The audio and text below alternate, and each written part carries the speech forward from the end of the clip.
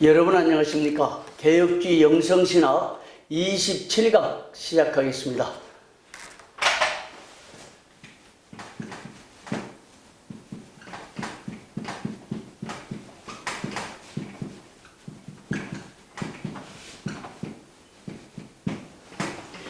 영성의 모델로서 칼빈에 이어서 존 오웬을 다루다 중단했습니다.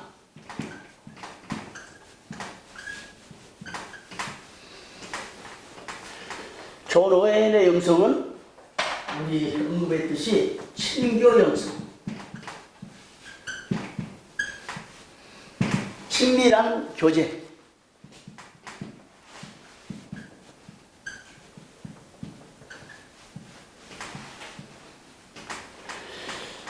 제가 쓴 영성의 거장을 만나다 이 오웬 파트를 보면 얼마나 정교하게 하나님과 친밀한 교제를 이루었는지 잘 나타났습니다.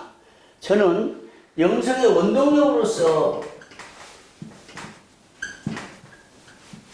친교 영성의 원동력으로서 오웬의 신학을 계략적으로 모아서 저술을 했습니다. 그리고 영성의 평가를 내렸습니다. 제가 간략한 개괄적인 요약으로 친밀한 교제, 친교 영성의 신학적 원리들을 정리하면서 정말 큰 도전을 받았습니다. 칼빈의 경건 영성을 다룰 때도 칼빈의 삶이 그렇고 칼빈의 신학이 그랬습니다. 엄청난 도전이었습니다. 성경을 바탕으로 한 그 신학과 그리고 하나님과 경건을 이루기 위한 그 영성의 과정이 얼마나 치열한 싸움이었는지, 얼마나 영적인 정상을 향해서 나아가면서 경건 영성을 이루었는지, 그 심령 속에 그리스도와 일체가 되기까지 그리스도를 닮아가기 위해서 노력하고 성화에 이르고, 그 과정에서 개혁주의 성령론이 나오지 않았어요? 성령의 역할로, 성령의 능력으로 그리스도와 일체되기까지 성화에 이르는 이 과정들, 이것이 바로 경건 영성의 한 흐름이었죠. 그런데 존 오웬으로 넘어와서 두 번째 그 인물을 다룰 때 더 없는 정말 칼빈의 신학을 삶 속에 실천한 실천적 신학자였다, 이걸 발견하게 됐습니다. 그리고 계략적인 이 신학을 소개하면서 이 영성이 단순히 친밀한 교제로 거친 것이 아니고 그 이론적 배경이 철저하게 칼빈주의 신학이 바탕에 깔려 있고, 이 신학으로 인해서 철저히 친밀한 교제를 이루었다는 것을 보면서 참 많은 도전을 받았습니다. 그래서 오웬을 가리켜서 청교도의 왕자, 또 오웬이 하나님과의 교제, 이 친밀한 교제를 영성의 심장부로 삼고 평생 동안 복된 교제를 이루어왔던 것을 알게 됐습니다. 지난번에 약간 언급하면서 잠깐 소개하고 넘어가려고 했는데, 정말 이 오웬 한 사람을 정밀하게 우리가 연구하고 검토하고 이 한 모델을 따라서 칼빈 신학을 삶 속에 실천한 이 영성의 그 원동력들을 살펴보는 것이 좋겠다 해서 계속 좀 다루려고 하는 것입니다. 오웬은 하나님과의 복된 교제가 그 영성의 핵심이었다. 하나님과의 복된 교제. 그러니까 지난번에 잠깐 소개했지만 그 묘비에도 평생 그는 하나님과 복된 교제를 나누며 그 복된 교제를 증진시키기 위해서 일생을 바쳤다, 이런 고백을 비서에 남길 정도였으니 얼마나 그가 하나님과 친밀한 교제를 이루기 위해서 애썼던지 알 수가 있는 확실한 증거들이죠. 오웬은 일생 동안 하나님과 교제를 쉰 적이 없었습니다. 매 순간마다, 날마다 삶 속에서 이 교제를 사명감을 가지고 또 뜨거운 가슴으로 열망하고 사모하고 그 영적 교제를 이루기 위해서 그 내면의 세계를 정확히 분석해서 성경을 가지고 적용하고 실천하고 하는 삶을 살았습니다. 하나님과 그렇게 가졌던 친밀한 교제는 그 삶 속에서 거룩한 삶으로 나타나서 결국 이 친밀함은 거룩한 삶, 칼빈으로 말하면 성화, 모든 사람들에게 빛을 비치고 감동을 끼치고 사회에 영광이 드러나고 열매를 맺는 영성의 삶을 살았던 것입니다. 그런 거룩한 삶이 사람들에게 커다란 감동을 끼쳤습니다. 당대뿐만 아니라 역사 대대에 사람들에게 감동을 끼쳤습니다. 여러분, 우리가 영성을 배우고 영성신학을 탐구하고 저수를 저도 했습니다만, 이런 거룩한 삶으로 평생 동안 사람들에게 감동을 끼치고 그 거룩한 사역의 열매, 삶의 열매가 나타나면 얼마나 좋겠습니까? 우리는 이 영성을 배우면서 정말 이제 초보 단계, 그래서 후대가 청교도들의 영성, 오행과 같은 이런 뛰어난 사람들의 영성을 이렇게 평가합니다. 우리들의 영성은 반딧불처럼 반짝반짝 그리고 희미하게 사라지지만, 이 청교도들의 영성은 하늘의 광채처럼 빛난다, 우주의 태양처럼 빛난다, 이런 표현을 했습니다. 정말 나는 그 평가를 보고 내 영성이 그렇게 반딧불처럼 반짝반짝하면서 그리고 곧 시들어져가는 볼품없는 영성이지만, 이 거장들의 영성을 보니까 칼빈뿐만 아니라 오인 같은 사람 보니까 하늘의 광채, 하늘의 태양처럼 빛나는 이 놀라운 영성을 가진 걸 볼 때 너무너무 부끄러운 뿐이었습니다. 지금도 그렇습니다.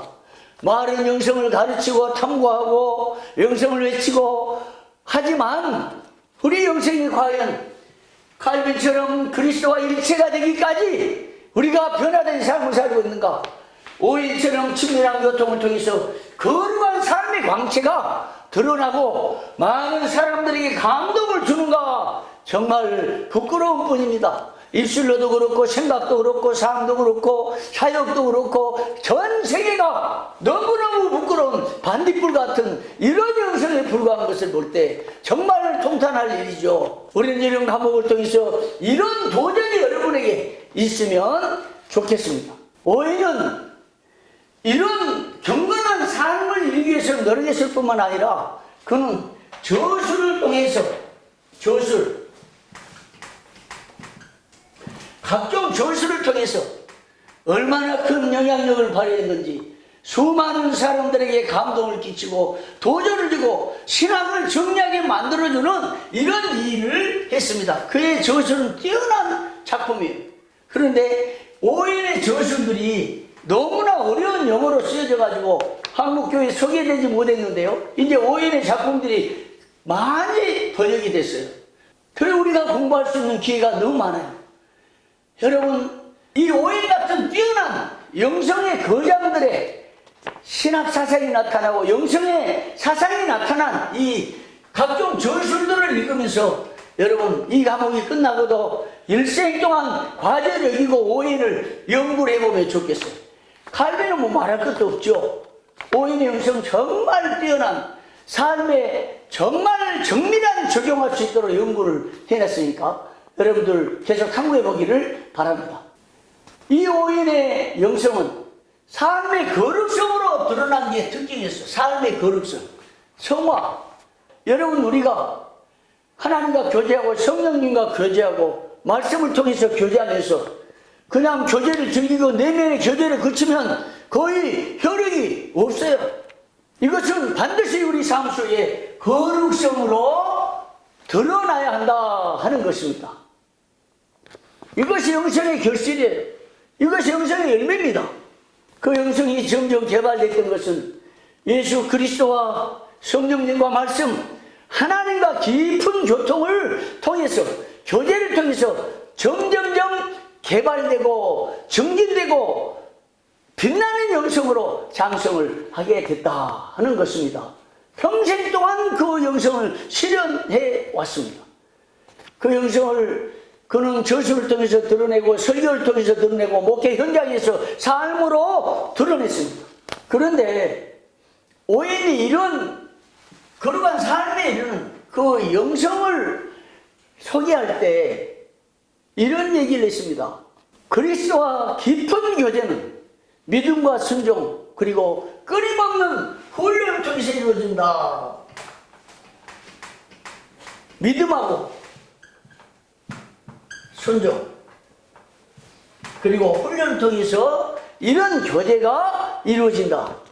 그러니까 우리 하나님과 깊은 교제, 이것이 영성의 핵심이고 또 하나님과 교제를 이루어 나가야 된다는 이 다양한 오인의 삶을 배우는데 이 영성을 어떻게 실현할 것인가, 이 하나님과 교제를 어떻게 이어갈 것인가, 믿음으로 받아들이고 순종하고 삶 속에서 하나님께 순종을 하고 그리고 끊임없이 훈련을 해야 된다. 이런 차원에서 그는 영성의 원동력으로서 어떻게 하나님과 교제를 이루어갈 것인가 아주 구체적인 방향을 제시를 해 주고 있습니다. 그래서 그는 그 하나님과 맺은 교제, 그리스도와 맺은 교제의 즐거움을 어떻게 표현했냐, 예수 그리스도를 남편과 구주와 주님으로 자유롭게 모시고 받아들이겠다고 결단해야 된다, 이런 말까지 했어요. 그 주님과 함께하는 즐거움이 얼마나 기뻤든지 주님을 남편으로, 주님을 구주로 모시겠다고 날마다 결단해야 된다, 이렇게 말할 정도였습니다. 예수 그리스도께 자신의 영혼을 맡기고 날마다 그분의 지배를 받아야 된다, 그분의 통치하에 엎드려야 된다, 날마다 순종해야 된다, 이런 가르침을 펼쳤어요. 그러면서 그는 이런 기도를 합니다. 주님, 전에는 내 뜻대로 행했으나, 내 마음대로 행했으나, 내 생각대로 살았으나 이제는 성령님의 의지에 따라서 성령의 지배를 받아서 그리스도의 지배 가운데 통치하에 살기를 원합니다. 이런 기도를 아주 구체적으로 드렸습니다. 여러분, 우리가 이 영성의 친밀한 교통, 영성에 이른다는 것은 우리 생각대로, 우리의 판단대로, 우리 의지대로 살다가, 우리 생각대로 살다가, 여러분, 우리가 이 친밀한 교통, 오인과 같은 그 영성의 정상에 이르기 위해서 해야 할 전제적인 것은 우리가 우리의 생각을 따라 살고 우리의 마음과 의지에 따라 살다가 성령의 지배를 받도록 순종하고 굴복하고 이런 삶 전체를 훈련해야 된다. 매일 훈련해야 된다는 거예요. 의지적으로 어떻게 훈련할 것인가, 이건 좀 이따 나와요. 성도들은 그런 훈련을 철저히 해야 된다, 이렇게 가르쳤습니다. 영적 세계를 정밀하게 가르쳐야 돼요. 근데 이걸 우리가 먼저 체험해야 될 거 아니에요.